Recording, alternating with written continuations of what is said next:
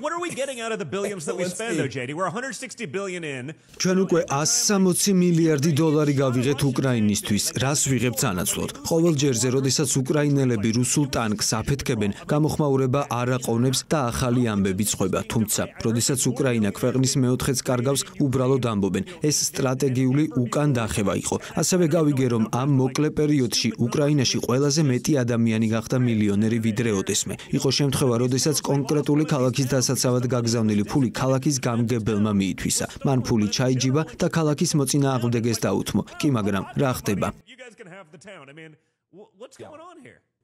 ცოტა ხნის წინ ერთი კომენტარი გავაკეთე, რომელმაც მემარცხენეები ძალიან გააღიზიანა.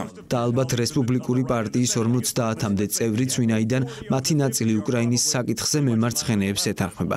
დიახ, ბევრი ნეოკონია მათ რიგებში ამ ადამიანებს სურთ, რომ სოციალური კეთილდღეობისთვის განკუთვნილი ფული უკრაინელებს გაუგზავნონ. მე აღვნიშნე, რომ არ ვაპირებდით ჩემი ბებიისა და ბაბუისთვის განკუთვნილი დახმარება უკრაინაში გავგზავნო, რათა ზელენსკის, რომელიმე მინისტრმა უფრო დიდი იახტა შეიძინოს. ჩემმა აღნიშნულმა კომენტარმა ეს ადამიანები ძალიან გააღიზიანა. იცით რატომ თქვი ეს ყველაფერი? რამდენიმე კვირის წინ ერთ-ერთ ენერგეტიკის კომპანიასთან ვისაუბრეთ, რომელიც მთელი მსოფლიოს მასშტაბით ოპერირებს. კომპანიამ უკრაინის კორუფციასთან დაკავშირებით შოკის მომგვრელი ინფორმაცია მოგვიყვა. საუბარია ენერგეტიკულ კონტრაქტებზე, რომელთა შესყიდვაც ამერიკელი გადასახადების გადამხდელების ფულით ხდება. აღნიშნული კონტრაქტები საბოლოოდ მიემართება უკრაინის სამთავრობო მინისტრების ახლობლებისკენ. იდეის შემდეგში მდგომარეობს, ისინი ყიდულობენ კონტრაქტებს კონკრეტულ ფასად. შემდეგ კი მას უფრო ძვირად ყიდიან საკუთარ ახლობლებზე. ყველა მდიდრდება, რასაკვირველია თავად უკრაინელი ხალხის გარდა, რომლებიც აღნიშნული კონფლიქტის გამო იტანჯებიან. მე აგრეთვე დავაკვირდი უკრაინელ ენერგოსფეროს წარმომადგენლებს, რამდენიმე მათგანმა სუპერიახტები შეიძინეს. გამოდის, რომ ჩვენი გადასახადის გადამხდელთა ფულით კორუმპირებული უკრაინელი მაღალჩინოსნებისთვის იახტებს ვყიდულობთ. ეს ყველაფერი სიგიჟეა და უნდა შეწყდეს. ჩვენ ამერიკელების ინტერესები ყველაზე წინ უნდა დავაყენოთ.